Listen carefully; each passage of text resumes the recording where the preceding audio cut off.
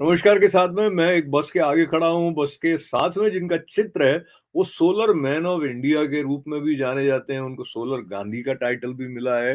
ये क्या कर रहे हैं उसके बारे में नए वर्ष के प्रारंभ होने के साथ-साथ जानना हमारे लिए क्यों आवश्यक या प्रासंगिक है, ये बात थोड़ी देर में आप समझ जाएँगे। और जब नए वर्ष में आप बहुत सारे रिज़ॉल्यूशंस के बारे में बात करते हैं, तो एक ऐसा रिज़ॉल्यूशन जिसका संबंध न केवल आपसे है बल्कि पूरे विश्व से है, उस रिज़ॉल्यूशन के बारे में जो एनर्जी स्वराज यात्रा है, वो क्या संकेत दे रही है, वो हम जानेंगे एक ऐसे समर्पित भारत के सपूत से, जो आईआईटी में प्रोफ़ेसर होने के अलावा, कई पुस्तकों के लेखक होने के अलावा क्या-क्या हैं, उन्हीं से जान लिया जाए। तो सबसे पहले ये बस में बैठे हुए हमारे प्रोफ़ेसर चेतन सिंह सोलंकी जी, स्वागत है आपका।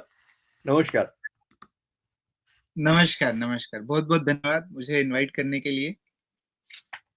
आपके साथ बैठ के मुझे ऐसा लग रहा है मैं कोई प्राचीन काल में किसी योगी मनीषी के पास में बैठ गया हूँ, जो कि अरे! आईआईटी के प्रोफ़ेसर के के अलावा जो आपका समर्पण है पूरे विश्व की जो समस्या है उसको एड्रेस करने का जो आपका साहस है, उसकी सराहना करते हुए अब सीधे-सीधे हमारे दर्शक आपके बारे में आपके मुख से जान लें, तो ये एनर्जी फाउंडेशन क्या और एनर्जी स्वराज यात्रा क्या है? उसके बारे में बताइए। हुँ। वेल ये जो एनर्जी स्वराज यात्रा है वो एनर्जी में स्वराज लाने के लिए मतलब मैंने चालू की है। और ये जो क्लाइमेट चेंज है, जो गड़बड़ है पूरी दुनिया में, उसके पीछे का कारण ही एनर्जी है। तो जब से मनुष्यों के हाथ में कार्बन बेस्ड एनर्जी लगी, कोयला, पेट्रोल, डीजल, एलपीजी, सीएनजी, ये सब का जब उपयोग करते हैं तो कार्बन उत्सर्जन होता है। और कार्बन उत्सर्जन के कारण ग्लोबल वार्मिंग होती है। ग्लोबल वार्मिंग से पूरा धरती का बैलेंस एक तरह से गड़बड़ हो गया है। तो एनर्जी ही इस समस्या का कारण है और एनर्जी के माध्यम से ही इस समस्या को हल कर सकते हैं, परंतु वो एनर्जी जिसके माध्यम से हल कर सकते हैं, वो क्लीन एनर्जी होना चाहिए, सस्टेनेबल होना चाहिए और लोकल होना चाहिए। तो एनर्जी स्वराज की जो कल्पना है वो है energy by local for local. सब लोग अपनी एनर्जी खुद बनाएं, खुद पैदा करें, खुद मेंटेन करें, तब जाके सही मायने में स्वावलंबन आएगा किसी भी देश के लिए, किसी भी समाज के लिए। और जब तक हम स्वावलंबी नहीं बनेंगे ऊर्जा के क्षेत्र में, तब तक ये वर्ल्ड बड़ा फ्रेजाइल रहेगा, एक दूसरे पर डिपेंडेंस रहेगा, जियोपॉलिटिकल टेंशंस होते रहेंगे। तो इसलिए एनर्जी में आत्मनिर्भरता या एनर्जी में स्वराज मुझे लगता है कई सारी समस्याओं का सॉल्यूशन है। उसमें क्लाइमेट चेंज जैसी सबसे गंभीर समस्या हम जो फील करते हैं, फेस करते हैं, उसका सॉल्यूशन भी एनर्जी आत्मनिर्भरता से आएगा, जिसके लिए हमें सोलर ऊर्जा पे जाना पड़ेगा। और मैं हमेशा कहता हूँ कि सोलर ऊर्जा हमारे अस्तित्व का जी, केंद्र है। मैं प्रोफ़ेसर बिना साहब सौर ऊर्जा के हम जी, मैंने हाथ उठाया कि मैं बीच-बीच में प्रश्न पूछता रहूँगा। तो जहाँ से बात आप कर रहे जी, हैं, वहाँ ऐसा लगता है कि एक असंभव-सी आपकी कल्पना कह दीजिए और मैं थोड़ा दूर से हूँ, आपकी जैसी श्रद्धा नहीं रख रहा हूँ। पर मैं जैसे देख रहा हूँ, हम सब ऊर्जा पर इतने अधिक निर्भर हैं। मैं आपसे बात करते हुए यहाँ पे भी कई लाइट्स लग रही हैं। अब आप जब कह रहे थे कि हम अपनी ऊर्जा का उत्पादन स्वयं करके उसका उपयोग कर रहे हो, तो ऐसा लगता है आप पता नहीं किस युग की बात कर रहे हैं। क्योंकि ये पूरा जो सिस्टम है जैसे हुँ, कि ऊर्जा आती है अपने घरों में, जिसको लेके हम क्या पता सुबह से रात तक कितने सारे काम कर रहे होते हैं। यानी ये कॉन्सेप्ट अपने आप में इसको कंसीव करना ही मेरे लिए थोड़ा मुश्किल लग रहा है। तो मैं आपको तो बधाई दे रहा हूँ इस बात की भी कि आपने इसको कंसीव किया।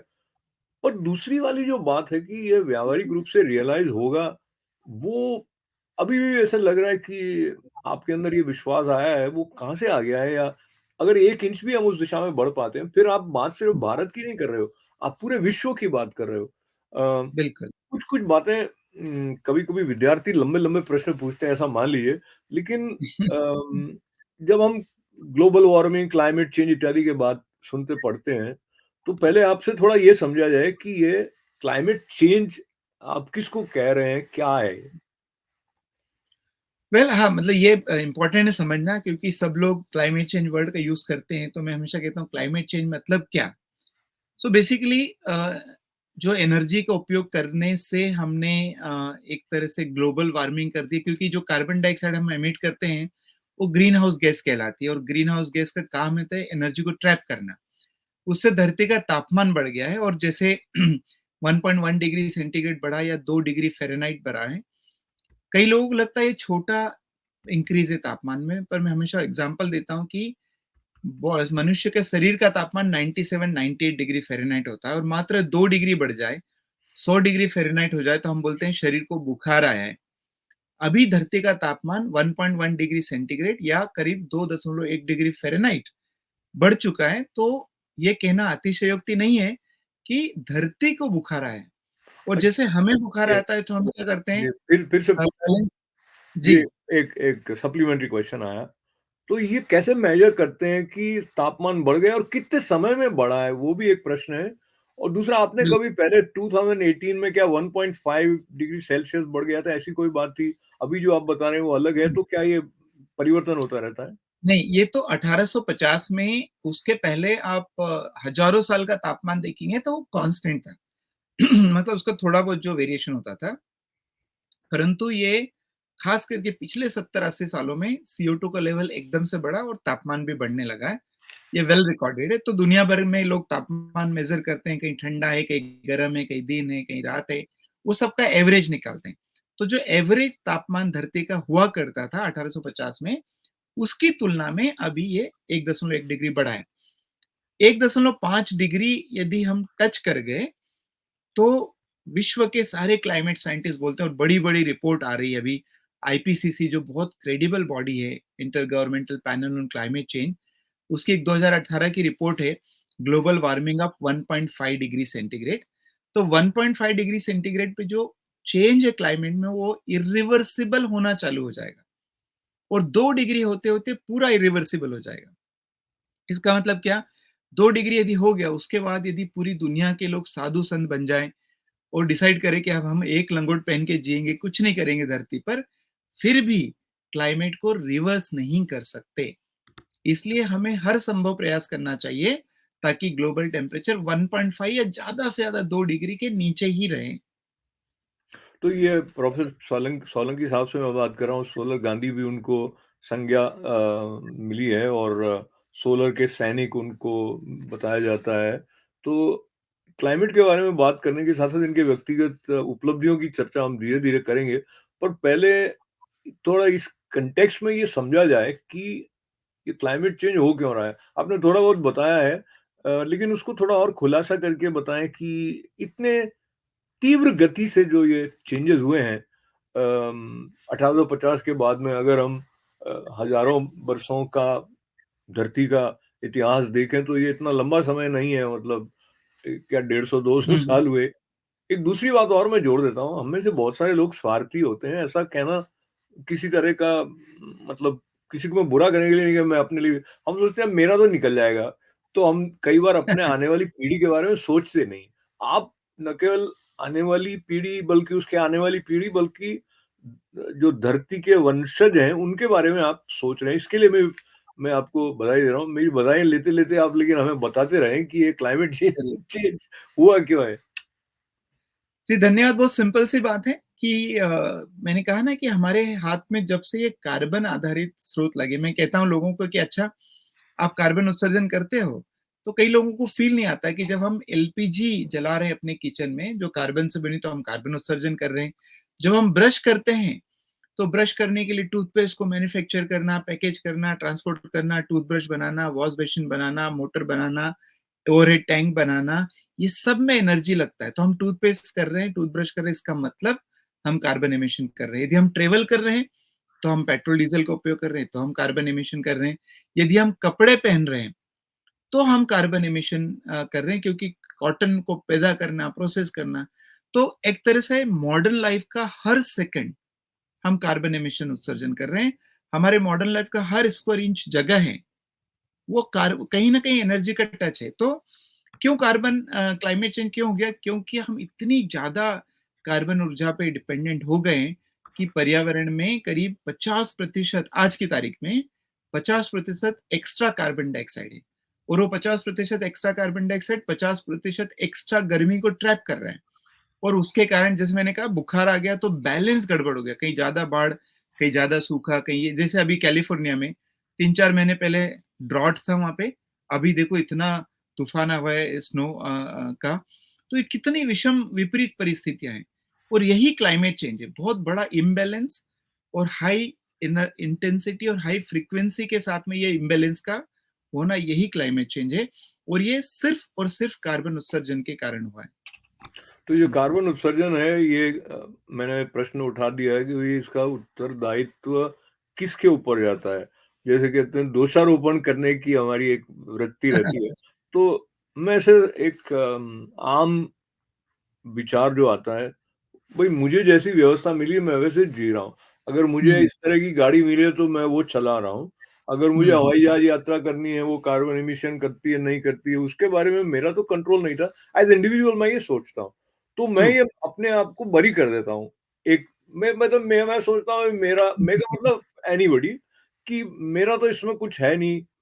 जैसा मुझे व्यवस्था मिली उसके अनुसार मैं आगे चल रहा हूँ। तो जो-जो प्रोडक्ट्स बाज़ार में हैं, उसका एडवर्टाइज़मेंट हो रहा है, मैं लेके आ रहा हूँ।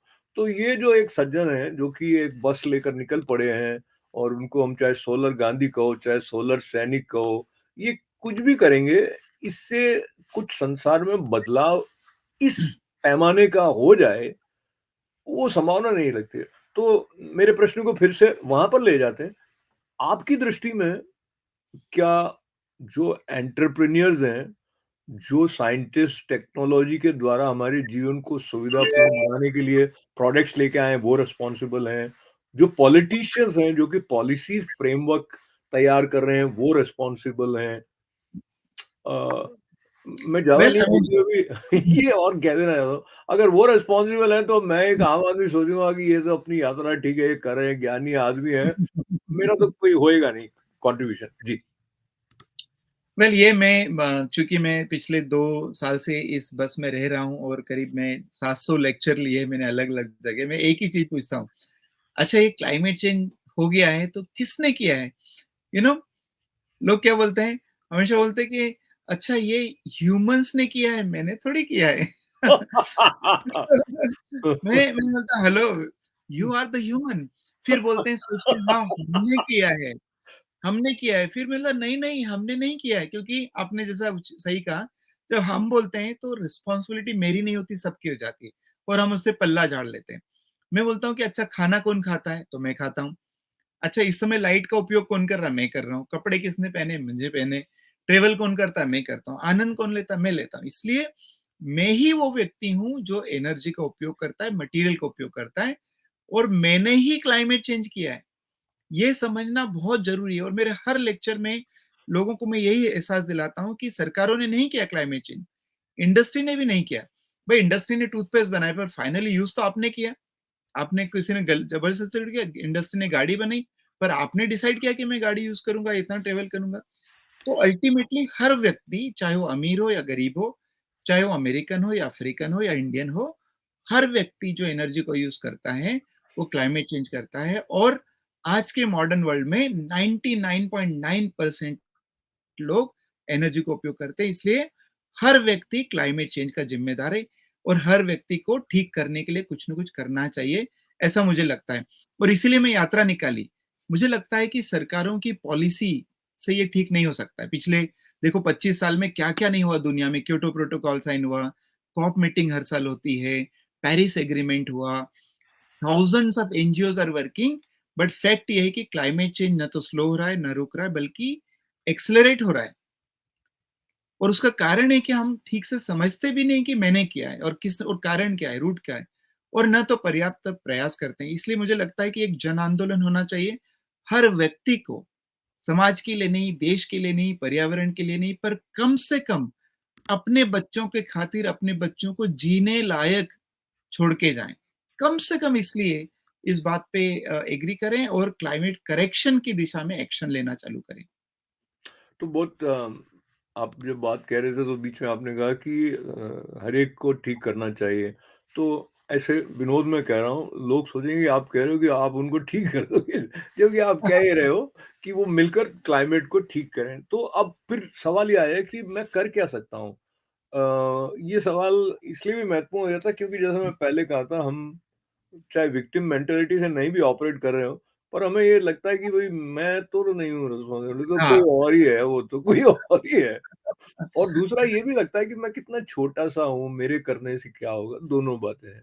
तो हुँ, ये मैं इस प्रश्न को लेकर आपके साथ आने से पहले एक आधी बात और अपने दर्शकों को बता देना चाहता हूँ। जैसे आपने कहा आपने 700 जगह एड्रेस किया है, तो सुनने वाले बड़ी संख्या में आई, ये तस्वीर तो मैं दिखा रहा था, बहुत सारी तस्वीरें होंगी वैसे। इसके अलावा हुँ। आप जो हैं आईआईटी बम्बई में पढ़ाते रहे हैं कई बरसों से, तो इनका अपना एक अलग एकेडमिक जो एक्सीलेंस है, उसका जो परसूट है वो अपनी जगह पर है।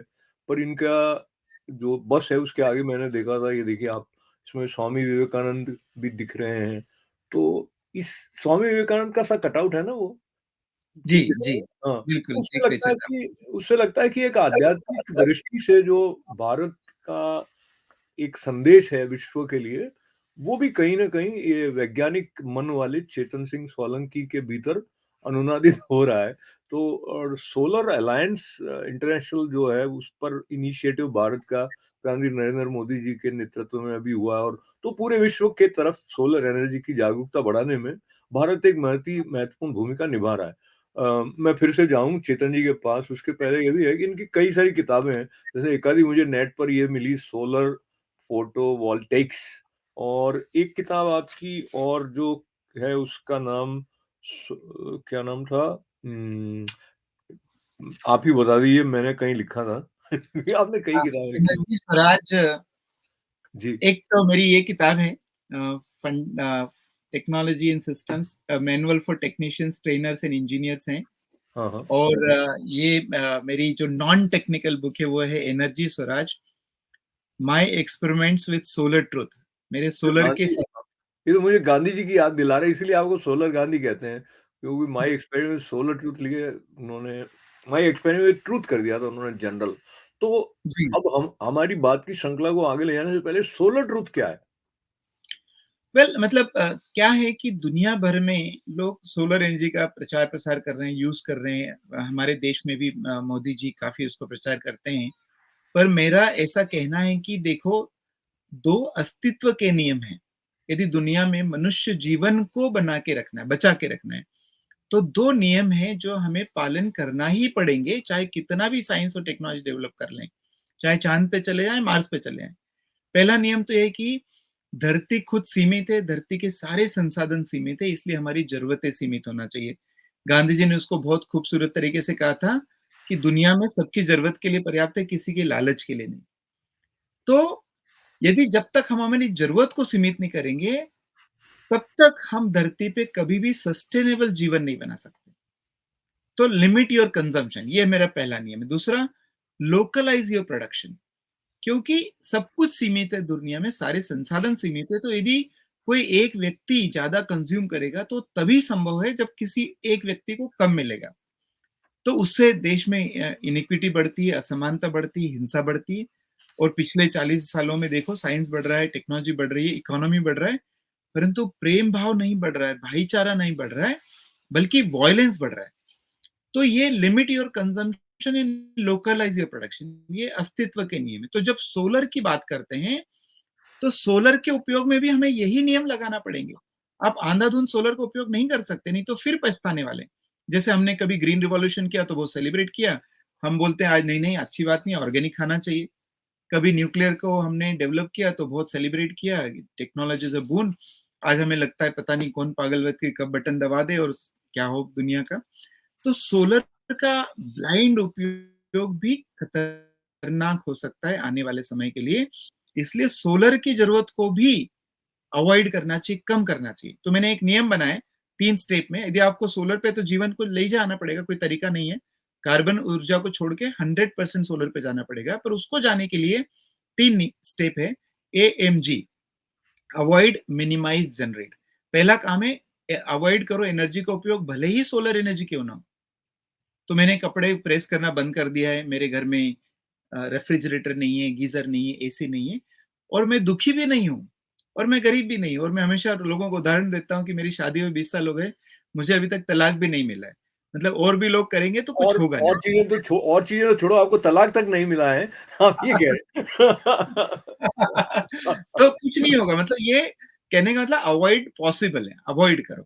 अवॉइड नहीं कर सकते तो मिनिमाइज़ करो, कम से कम एनर्जी में चलने वाले उपकरण का उपयोग करो, एफिशिएंट अप्लायंसेस उपलब्ध है, वो मिनिमाइज़ नहीं कर सकते तो फिर आखिरी में जी मतलब जनरेट करो, लोकल करो और वन थर्ड करो, one third, one third, one third, one third avoid कर दो, वन थर्ड मिनिमाइज़ कर दो, सिर्फ वन थर्ड जनरेट करो। और ये जब है एएमपी नियम। अब मैं दूसरा चेहरा लेके आता हूँ कुछ शब्दों में, जो कि अभी विश्व को संचालित कर रहा है। आप कह रहे हो कि कंजम्पशन कम करो, जो आर्थिक उन्नति है उसका अर्थ यही लिया जा रहा है, उपभोक्ता के सामने प्रलोभन दो, उसकी आवश्यकता नहीं है तो उसकी आवश्यकता जगा दो। बल्कि मैंने जब एमबीए किया था तो बिज़नेस एनवायरनमेंट में वो पढ़ाते भी ये थे कि हुँ, हुँ, उनकी हुँ। नीड को आइडेंटिफ़ाई करो और साथ में वो उनके अंदर वो नीड जगा दो प्रोडक्ट के लिए। तो हुँ, हुँ। यही प्रिंसिपल है कमोबेश जो पूरी दुनिया में काम कर रहा है, जो फिर प्रोडक्ट इमेज के साथ आपकी इमेज मैच करते हुए उससे वापस आपने जो एंगल बताया कि अपनी कंजम्पशन को मिनिमाइज़ करें, तो हम अब आपकी बात सुनते हुए अगर कोई सिंसियरली भी आपको सुन रहा है, तो सोचेगा यार कैसे मिनिमाइज़ कर दूँ मैं? मतलब मैं तो वही गाड़ी चलाऊँगा, मैं उसी घर में रह रहा हूँ, इलेक्ट्रिसिटी वैसे ही आ रही है। फिर वो सोचेंगे कि नहीं बात तो बंदा ठीक कह रहा है, तो कोई एक दिन आएगा जब हम इसको एड्रेस करेंगे। तो अभी तो हाँ, फिलहाल छोड़ दो, मैंने उसकी अभी तारीफ़ छोड़ कर दो। दी, अच्छा आदमी है, बट एक दिन कभी करेंगे। तो आप बताइए वो दिन उसका मुहूर्त निकाल रखा है क्या आपने? उसका मुहूर्त मैंने नहीं निकाला है, धरती ने ज़रूर निकाल के रखा है। अच्छा। क्योंकि मैं एक बराक ओबामा यूएस के एक्स प्रेसिडेंट का एक कोट आप गूगल सर्च करेंगे मिल जाएगा, बहुत ही पावरफुल स्टेटमेंट था। उन्होंने कहा था, "this generation is the first generation to experience climate change and this generation will be the last generation to do something about it." ये अभी नहीं तो कभी नहीं वाली स्थिति ऑलरेडी आ चुकी है, और उसका सबसे बढ़िया जो है वो आपको इस घड़ी में दिखेगा। इस घड़ी का है क्लाइमेट क्लॉक। जी। आप देख रहे हैं क्लाइमेट क्लॉक, इसके हाँ, हिसाब से मात्र 6 साल और 204 ही दिन बचे हैं। जब धरती का तापमान 1.5 डिग्री पे चले जाएगा, कोई भी दर्शक इसको यदि देख रहे हैं, आप गूगल पे सर्च करेंगे क्लाइमेट क्लॉक पे तो आपको ये टाइम, ये घड़ी दिखेगी, और ये घड़ी चल रही है निरंतर, सेकंड आप देख रहे हैं, मिनट, सेकंड सब दिख रहा है। तो जिस समस्या, जिस धरती के तापमान को टच होने में मात्र 6 साल और 204 दिन बचे, उसके लिए आपको पंडित से मुहूर्त निकालने की ज़रूरत नहीं कि कब करना है, अभी करना है, right now immediately. And as I said, मेरे ख्याल से आप शायद देश से प्रेम ना करते हो, शायद प्रकृति से प्रेम ना करते हो, पर मुझे पता है, हर व्यक्ति अपने बच्चों से तो प्रेम करता है, कम से कम यार उस पे तो दया कर दो, उसको तो बेचारे को जीने लायक धरती छोड़ दो। और जीने के लिए 3 चीज़ें चाहिए, आपकी धन संपत्ति, साइंस, टेक्नोलॉजी नहीं चाहिए। जीने के लिए शुद्ध हवा चाहिए, शुद्ध पानी चाहिए, शुद्ध मिट्टी चाहिए। हर बच्चा मेरा बच्चा मेरे से ज़्यादा स्मार्ट है, आपका बच्चा आपसे ज़्यादा स्मार्ट है। वो बेचारे को यदि हम हवा, पानी, मिट्टी जीने लायक छोड़ देंगे, वो अपने से अच्छा ज़िंदगी जिएगा, अच्छे से अच्छा पढ़ेगा, खेलेगा, खुशेगा। पर यदि वो श्वास ही नहीं ले सकता है, यदि वो शुद्ध पानी नहीं पी सकता बिना फ़िल्टर के, यदि वो बिना केमिकल के खाना नहीं खा सकता है, तो आपने उसके लिए क्या जीवन छोड़ के जाएँ? इसलिए कब करना चाहिए कोई क्वेश्चन नहीं, अभी करना चाहिए, right now. There is no second time, there is no planet B, और कोई दूसरा ग्रह नहीं जहां भाग जाएंगे, यही एक ग्रह है, तो इसी ये को बचाना, इसी पे अभी जीवन मैं बचाना। फिर से ये प्रोफ़ेसर हैं आईआईटी के, इनके मध्य में फिर से विद्यार्थी के रूप में आ गया हूँ। तो हम सब विद्यार्थी हैं, धरती पर रहते हैं, जीवन के बारे में रोज़-रोज़ सीखते हैं और नए वर्ष के साथ जो हमारे संकल्प होते हैं, उनके साथ ये संकल्प जोड़ना बहुत ही आवश्यक है। एकदम इमरजेंसी की सिचुएशन है, वो चेतन जी ये बता रहे हैं। मैं तो अभी तो हँस इसलिए पा रहा हूँ क्योंकि कार्बन इतना अधिक नहीं हुआ है कि यहाँ साँस नहीं ली जा सके। पर कई जगह पर ऐसे स्थितियाँ हो भी जाती हैं कि हम बच्चे वो कपड़े मुँह पे लेके निकल रहे हैं, वो सब है। तो अब अंतिम सवाल जो है वो बहुत ही महत्वपूर्ण सवाल है। उस तरफ जाने से पहले एक कोटेशन मैंने भी आपकी बात से जुड़ा हुआ जो है, उसको मैं अपने दर्शकों तक पहुँचाऊँ। वो कहते हैं, "the plain fact is that the planet doesn't need more successful people, but it does desperately need more peacemakers, healers, restorers, storytellers, and lovers of every kind. आगे कहते हैं it needs people of moral courage willing to join the fight to make the world habitable and humane. And these qualities have little to do with success as we have defined it. मोटा मोटी यही बात हमारे चेतन सिंह जी कह रहे थे, और ये Absolutely डेविड beautiful. जो है उन्होंने कही है, और ये कई जगह पर दलाई लामा ने भी इसको कोट किया, तो उनके नाम से भी जानी जाती है। पर इसको लेके फिर अब आपके पास आते हैं, करें क्या? प्रश्न ये आ जाता है कि ये समस्या है, ठीक है, मैं क्या कर सकता हूँ? वेल मैं बहुत कुछ कर सकता हूँ। मैं सबसे पहले ये कहना चाहूँगा कि ये सो एनर्जी में इलिटरेसी के कारण ऐसा हुआ है। हम एनर्जी को जानते नहीं है कि ये क्या है, कितनी खतरनाक है। और गांधी जी का एग्ज़ाम्पल मैं देना चाहूँगा। गांधी जी ने कहा था कि देखो, ये जो कोबरा साँप है, ये खतरनाक है, हम सबको पता है। तो यदि कोबरा आपके आस-पास आ जाए तो आप भागेंगे ना, उसको गोद में उठा के नहीं करेंगे, कितना प्यारा साँप है, राइट? ठीक उसी तरह से आपको क्लाइमेट चेंज की गहराई नहीं पता है, आपको ये कार्बन उत्सर्जन जो होता है, उसका इम्पैक्ट पता नहीं है, इसलिए आप उसको यूज़ करते हैं। जिस दिन आप समझ जाएँगे, आप खुद ब खुद बिना किसी नियम के उसको छोड़ देंगे। तो मैंने एक कोर्स बनाया है, आपके दर्शकों को ज़रूर मैं कहना चाहूँगा, बिकम एनर्जी लिटरेट। और मेरी शर्ट पे लिखा हुआ है, मैं आपको दिखाना चाहूँगा, आई एम एनर्जी लिटरेट, तो है ना? ये इसके साथ-साथ आप अपनी बात जारी रखें, और हमारे पास समय कम है। मुझे अचानक याद आया कि हमारे दर्शकों को आपकी बस भी दिखा दें, जिसमें आप 11 साल तक यात्रा कर रहे हैं और 2030 के बाद आप वापस घर जाएँगे। तो थोड़ा वो जी। दिखाते-दिखाते बात जारी रखें। जी। जी, तो एनर्जी लिटरेट होना बहुत ज़रूरी है सबको। तो सबसे पहले मेरा एक कोर्स है es-pal.org। ES मतलब एनर्जी स्वराज -pal.org पे फ्री है, ऑनलाइन है और सब लोग कर सकते हैं। तो वो ज़रूर अपना एनर्जी लिटरेसी ट्रेनिंग कोर्स करें। और साथ में जैसे हमने एक सीसीडी चैलेंज भी लॉन्च किया है, क्लाइमेट करेक्शन डे चैलेंज। हर महीने के पहले बुधवार को हम सीसीडी चैलेंज करेंगे। उस दिन पहले बुधवार 4 जनवरी को बिना आयरन के कपड़े पहनना है। आयरनिंग में बहुत एनर्जी लगती है ना? वो करें। और एक कमरा सोलर का मैंने एक प्रोग्राम लॉन्च करने वाले हैं कि एक-एक कमरा सोलर पे करें। धीरे-धीरे तो हमको 100% पर कम से कम 1 कमरा कर लो। ये छोटे-छोटे काम है जो हम अभी से चालू करेंगे। एनर्जी लिटरेट बनेंगे तो आप बहुत कुछ कर पाएँगे। मैं आपको मेरा घर दिखाना चाहता हूँ, कैसा चलता है। जी। बाय द वे ये आपको दिख रहा होगा, ये मेरा बेड है, यहीं जी। पे मैं सोता हूँ। हाँ, हाँ। और ये लाइब्रेरी है। वाह! जो मुझे पढ़ने का शौक है, मेरे इसके अंदर लाइब्रेरी है।